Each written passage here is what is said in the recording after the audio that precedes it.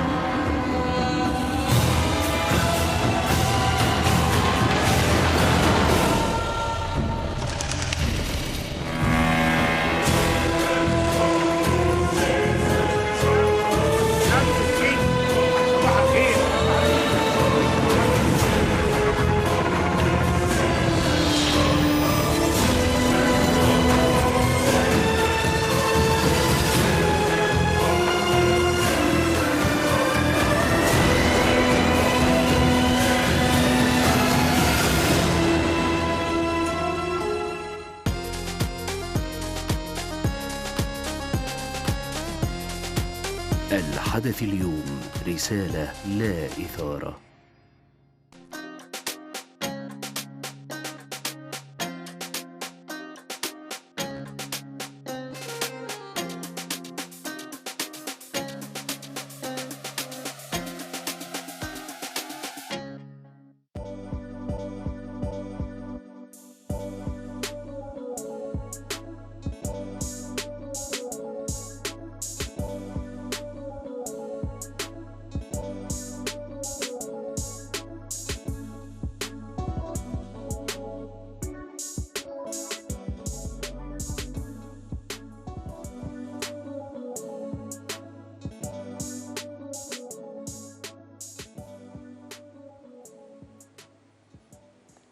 مساء الخير عليكم جمهور شاشة الحدث اليوم وجمهور برنامج فكرة، وأهلا بيكم في حلقة جديدة.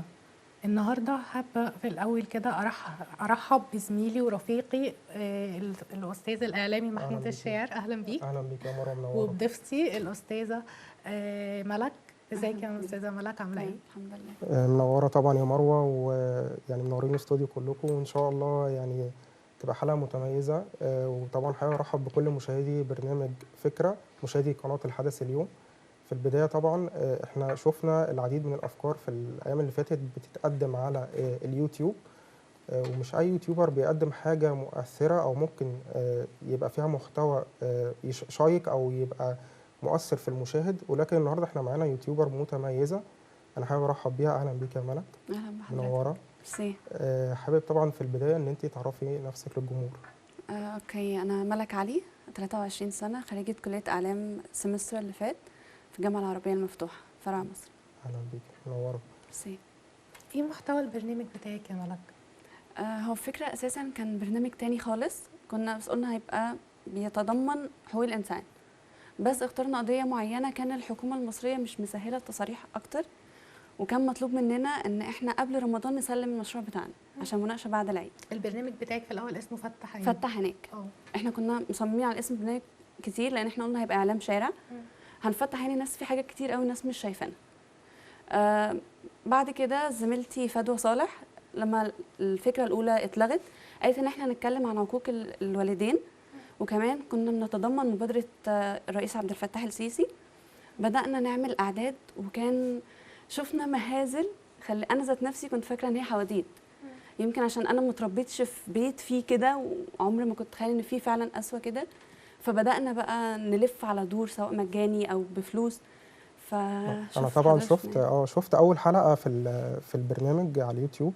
طبعا هي اثرت فيا جدا، وطبعا انا يعني قبل ما تاثر فيا اكيد اثرت فيكي. انا عايز اعرف يعني الواحد ما بيخش تجربه ممكن بيطلع منها يبقى شخص تاني، فعايزين نعرف هي اثرت فيكي ازاي برضه. تمام. هو احنا التصوير اتصور في رمضان، احنا كنا نخلصه قبل رمضان. حالة نفسية فعلا تحت الصفر. انا عشت مع الناس دول شهر بحاله، بفطار، بحفلات، بحاجات كتير قوي. ازاي عشتي شهر؟ اول حاجه اول دار انا كنت صورت معاه ده كان قدام جامعتي، ولما رحت شفت الناس انا طول التصوير انا ناسيه ان انا بصور. يعني انا كنت رحت لهم في ساعه التصوير مره واحده، بس انا شهر كامل بروح لهم انا مش بصور. ايوه يعني شهر كامل بتروحي الصبح وبترجعي بالليل مثلا بيتك؟ انا ولا؟ اوريدي كان جامعتي هناك. آه، شهر رمضان كنت بروح لهم على الفطار، يعني انا كان مامتي ساعدتني في ده، واتفقنا مع التيم ان احنا نروح نعمل لهم كان حفله عيد الام. اول حاجه دي في رمضان عملت حفله عيد الام، واللي يحزن ان اولادهم حتى عيد الام ما جوش. انا شفت فعلا في الحلقه كانت انت او حد كان معاكي، زميله تقريبا، وما فيش حد تاني غير هم كلهم ناس كبيره في السن، او دي حقيقه، احنا يعني كان ما فيش كل حد. الموجود هناك كان احنا انتوا كنتوا زمايلنا. الاصغر سنا. احنا حتى جبنا اهالينا هناك. يعني احنا انا اخدت مامتي واكتر من زميله ليا جابت اهلها عشان نحاول، ان هم مش عايزين فعلا فلوس. يعني الدور ده بيدفع له فلوس، البنات او الولاد بيروحوا يدوا من سي 2000 3 4 ماكسيمم. بس هم مش عايزين ده. يعني حتى انه في ناس كتير قوي هم اللي بيدفعوا على نفسهم عشان يقعدوا في المكان ده. هم مش عايزين فلوس ومش عايزين من يعني الناس حد تبرعات، بيخش يدفع لنفسه عشان لنفسه يخش عشان يقعد، يقعد في مفيش الدار. مكان. مم. اغلبهم مطرودين من بيوتهم. ملهمش اهل، ملهمش حد لا يعني. خالص. حتى مم. ان في حاله اللي هو عمو زيزو ده ما اتجوزش، هو اتحرم ان هو يبقى اصلا اب. مم. وبعد ما باباه ومامته توفوا، اخواته اخدوا الفلوس بتاعته الميراث، بيروحوا يحطوا فلوس. هو عايز يمشي، حتى نساب الدار كذا مره. مم. هم مش بجد يعني. انا بنصح اي حد يشوف ده ان انزلوا لهم. هم ممكن يبقوا محتاجين زياره اكتر من دار الايتام. هو في تقرير طبعا انت كنت عاملاه، احنا ان شاء الله هنشوفه برضو اول ما يجهز. تمام. وعايزين نعرف برضو يا مروه ايه هدفك او ناويه على ايه قدام؟ هو انا هكمل فكره البرنامج. انا حتى في اول ما خلصت شورت التيم ان احنا نكمل، بس في ناس كتير انشغلوا، في ناس اوريدي بداوا في المجال ربنا معاهم. بس انا حابه ده، حابه ان انا اكمل اعلام شارع اكتر من الاستوديو. ان في حواديت كتير. يعني انا اساسا قبل البرنامج ده انا كنت قلت هضم فكره ختان الاناث، واوريدي نزلت وعملت اعداد، ولحد دلوقتي حلقتي جاهزه، ودي اللي انا ناويه اكملها بعد كده. بس فعلا اعلام الشارع هو اللي لازم بتحسي يظهر. باني دي حقيقه، في برامج اجتماعيه كتير. طبعا. يعني البرامج الاجتماعيه سواء توك شو سواء يوتيوب، في كتير قوي. بس فعلا في ناس كتير مش بيوصلوا لها. يعني انا اغلب الحالات اللي انا كنت صورت معاها انا كنت خلصت تصوير وكنت خلاص وديته للمونتير وبيبداوا، بس شفت الناس لا لازم تظهر. ومش دي بس الحالات اللي انا صورت معاها، في حاجات كتير قوي. بس كنت انا مجبوره ب 20 دقيقه للبرنامج. تمام. طيب احنا اكيد طبعا قبل التصوير بيبقى فيه صعوبات او مشاكل بتواجهنا، واثناء التصوير وبعد التصوير، يعني ايه ممكن نوع المشاكل او الصعوبات اللي مرت بيكي في التصوير؟ يعني انا شفت طبعا، يعني ما شاء الله التصوير كان كويس جدا، المونتاج كويس، وطبعا انت كنت مقدمه تقديم كويس جدا. فعايزين نعرف ايه المشاكل اللي كانت بتواجهكم في التصوير. هو كان اول مشكله بدانا فيها التصاريح. مم. لان احنا اوريدي احنا مشروع تخرجنا في نظام الجامعه بيبقى سنه، سنه اعداد وتصاريح وكل حاجه، وسنه وترم تصوير. ترم وترم. احنا جاهزين بالتقرير على فكره، بس كملي كلامك. اوكي. فهو التصريح دي كان خد مننا وقت كبير، كنا في موضوع تاني خالص. فلما جيت خلاص انا مطلوب مني ان انا اسلم قبل العيد، وكان انا لجنه التحكيم بتاعي كان استاذ طارق دسوقي ومنال سلامه، واللي كان راعدنا استاذ محمد نوار رئيس الاذاعه المصريه، واستاذ هشام سليمان رئيس دي ام سي. فكنا احنا اول تيم في الجامعه العربيه من 2018 يعمل برنامج اذاعي.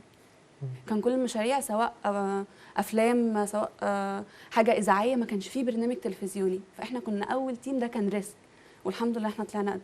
طب يلا بينا نشوف التقرير. تمام. يلا بينا.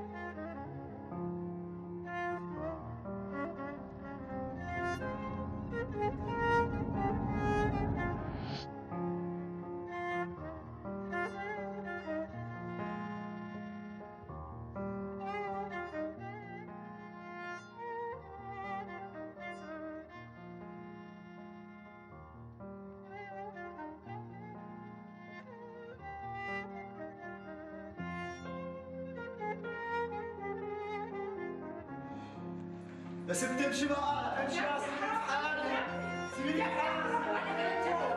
جوزك ميت بقى، مش حالي، سيبيني في حالي، امشي اطلعي بره، امشي. تعالي كده، انا زهقت منك، تعالي اطلعي بره، بره، بره.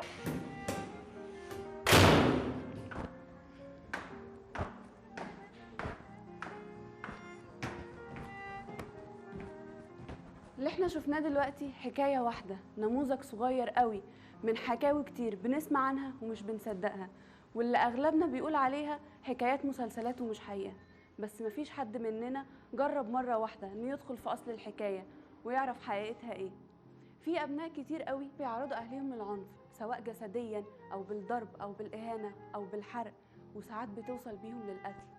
ومش بس كده، ده في منهم بيتعدوا عليهم جنسيا. ما تستغربوش، اللي بتكلم عليهم دول أهلنا اللي ضيعوا عمرهم كله في تربيتنا، واللي علمونا إن احنا نقوى وما نضعفش، بس أول لما قوينا على أول إيد سندتنا في الحياة، وبينتهي بيهم الحال بمروحهم، لا دار مسنين لا برميهم في الشارع. تعالوا بينا نشوف كل الحكايات ونفتح أول عين. ممكن تعرفيني بنفسك؟ ناهد. كم سنة يا حبيبتي؟ 46. عايشة مع مين؟ والدتي. طب بتشتغلي منين؟ نعم. بتشتغلي ايه؟ أنا عبد الله. ليكي أولاد؟ عندي ولد وبنت، وعندي 3 من أم تانية. كويسين معاكي؟ يعني إخوات ولادي. اخوات ولادك من جوزك صح؟ أيوة. جوزك موجود؟ مطلقة. بقالك قد ايه مطلقة؟ بالظبط 19 سنة. 19 سنة؟ طب ولادك كويسين معاكي؟ عندي ابني كويس. ده ابنك عنده كام سنة؟ 25 سنة. قاعد معاكي؟ عايش معايا على طول. وبنتك؟ ربنا يسهلها، اتجوزت. مش حلوة معاكي؟ لا. طول عمري بدرس أرض، وفي الآخر ما حصلش أي حاجة في الدنيا. إزاي أنا أتعب وأشقى وأقعد في الشارع عشان أجوز بنتي، عشان أسترها وعشان أسرحها وعشان أديها لحد جوزها، وفي الآخر نكران للجنين. في الآخر نكران. يمكن لو كانت واحدة صاحبتها جابت لها هدية هتقدر صاحبتها اللي جابت لها هدية، وهتقدر طول عمرها شايلها لها إن هي جميلة. سادالك أمك. أنا مش عايز أقول أمك، لأن كلمة أمك دي كلمة قليلة عليك. انت متجوزة بنتك بقالك قد ايه؟ ده لها سنة، هي داخلة على سنة. طب هي من الأول كانت وحشة معاكي ولا من دلوقتي وبس؟ طول عمرها. طب ليه؟ كان بتعمل ايه معاكي؟ ليه أنا شعرت يا سلامة؟ ليه كلمة ليه أنا شعرت؟ طب لحد دلوقتي أنا مش عارفة إيه السبب. يعني أنا ذات نفسي بحاول أدور على أي سبب، ده شعرت. مش بتسأل عليكي؟ مش بتسأل عليكي خالص؟ كلمة السؤال دي يا بنتي أنا مش عايز أقول لك إن هو خيال. كل اللي هي بتعمله اللي هي عايزاه تيجي تاخده. بتاخد منك فلوس؟ عايز فلوس. عايز أقول سين تعدي، سين شاي، سين الزرع وسين الحصاد. إزاي كل حنا وكل زوج يقدر وضع بنت زي دي؟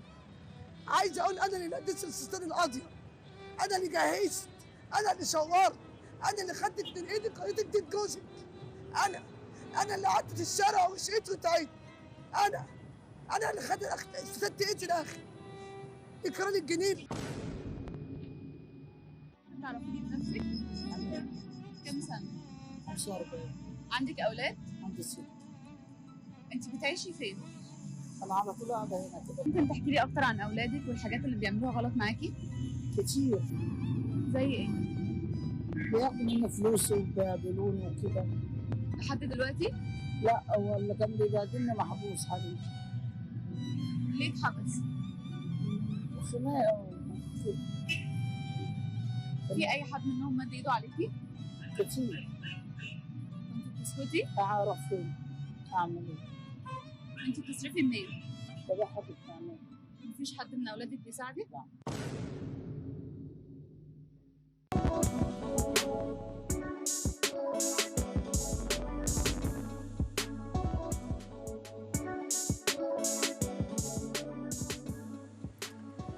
ورجعنا لكم طبعا بعد ما شفنا الفيديو. ايه ده يا ملك؟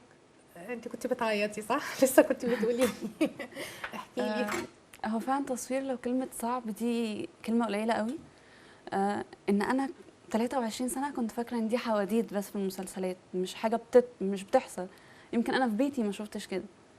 يعني انا اصلا كنت عايشه مع جدتي وجدي اكتر وقتي. لما جده الله يرحمه توفى، انا كنت كلمه انا بموت عليه قليل، فان في حد بيعمل كده دي كان صعب. يعني من ضمن اصعب حاجه كانت قابلتني انا ان انا كان في دار تاني.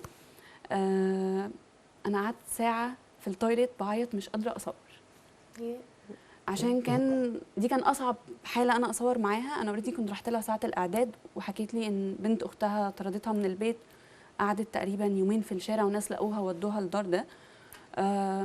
بنت اختها كلمتها قبل التصوير ب5 دقايق واحنا رايحين، ومتفقه معاها ان انا اصور بتصاريح، وواخده تصريح من مديره الدار. نكرت كلامها عشان بنت اختها شتمتها وهددتها في التليفون. طبعا تقرير كان مؤثر، انا شفته يعني اثر فيا جدا. دي حقيقه ان احنا كلنا يعني كنا بنقولها ما تخافيش احنا معاكي، بس ان مش بنت بقى، ان حفيده تعمل كده في جدتها قاعده في بيتها بفلوسها. عمري ما كنت اتخيل ان ده يحصل بجد. يعني ده موجود، انا كنت فاكره انه كلام مسلسلات، بس فعلا في حاجات كتير قوي احنا ما نعرفهاش. ده طبعا صعوبات كتير مريتي بيها عشان تعملي حلقه مميزه زي كده. بالذات احنا بنصور في الشارع، يعني في موقف السلام ده منطقه جيش، مع اني انا واخده تصريح من الحكومه. فكان رعب يعني احنا ننزل اصلا. وانا احنا التيم بتاعنا 8. ما بتخافيش وانت نازله الشارع ان انت يعني تخشي على حد ما تعرفوش او حد غريب، ان احنا ننزل نتكلم معاه كده؟ ولا هقول لحضرتك حاجه، انا فكره ان انا ابقى مذيعه، انا في دماغي ان انا سني 10 سنين. كان في برنامجين انا اسبوعين لازم اتفرج عليه، منى عراقي ورهام سعيد. تمام. فقلت طب انا ليه، يعني انا ليه اخاف او ليه كده؟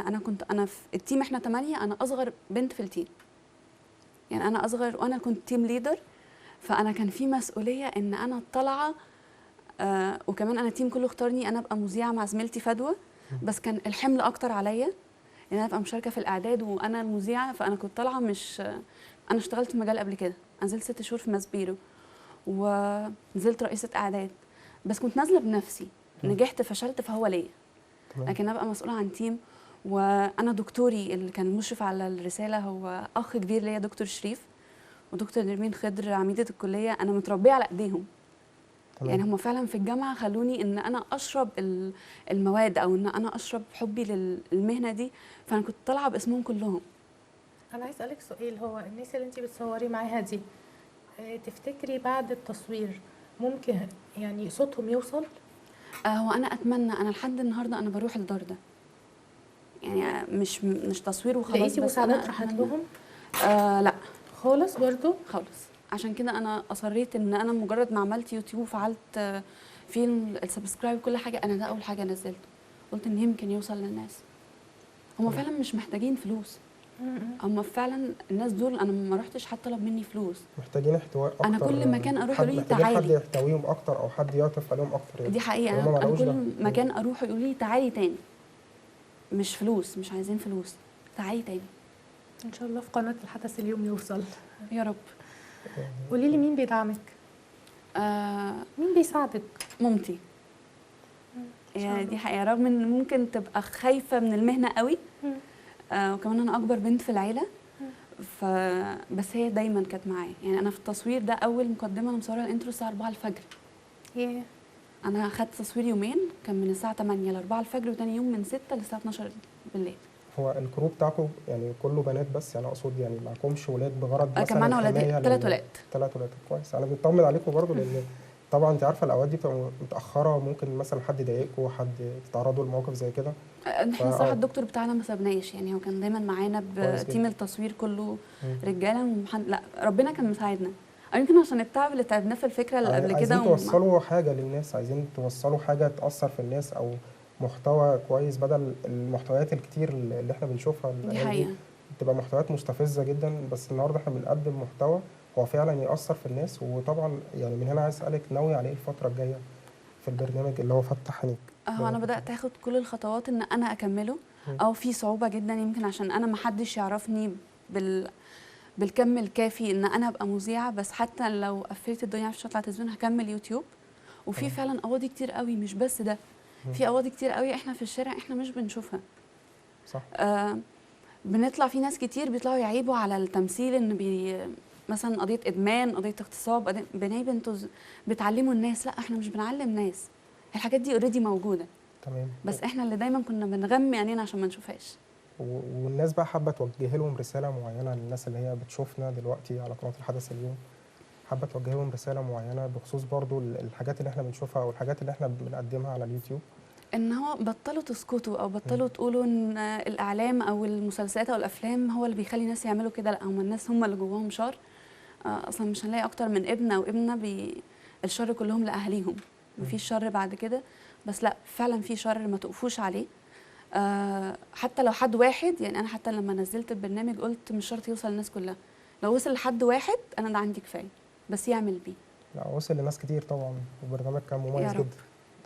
انتي صورتي في الدار بس ولا في اماكن تانية؟ لا، انا مصوره في موقف السلام، ومصوره في شارع في المعادي، ومصوره في 4 دور تقريبا، 2 مجاني و2 خاص، بس كان برضو ملتزمه بوقت برنامج.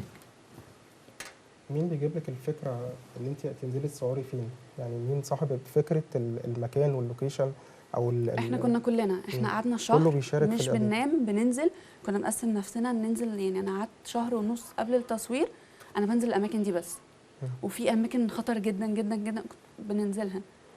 اماكن صعب ان الواحد ينزلها او يتكلم فيها مع حد اصلا من دي حقيقه، بس كان لازم ننزلها. تمام.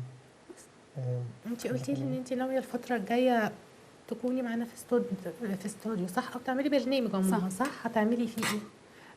همشي بنفس البوزيشن اللي انا عامله بيه البرنامج. هيبقى ناقص حته هو ان احنا نعمل حاجه تمثيليه. في الاول دي كانت فكره زميلتي المخرجه هاجر غنام، كانت حابه ان احنا برضو كنا داخلين ريسك في الجامعه ان ما تعملش برنامج قبل كده، فما كناش عايزين حاجه تقليديه، ان احنا في برامج اجتماعيه كتير.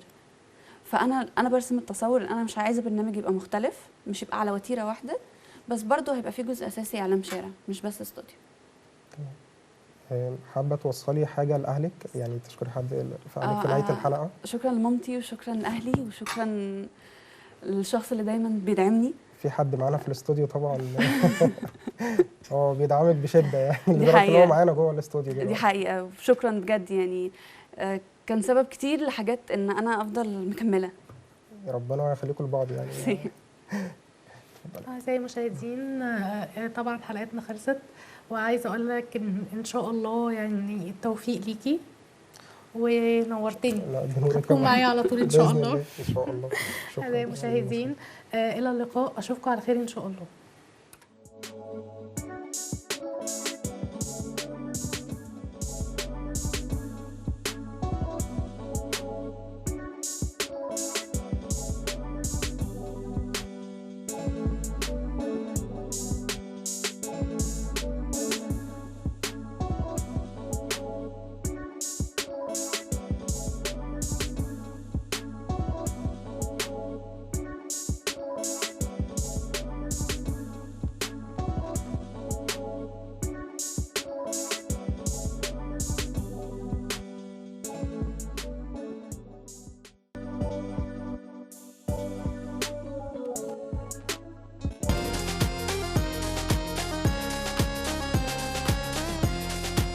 الحدث اليوم، رسالة لا إثارة.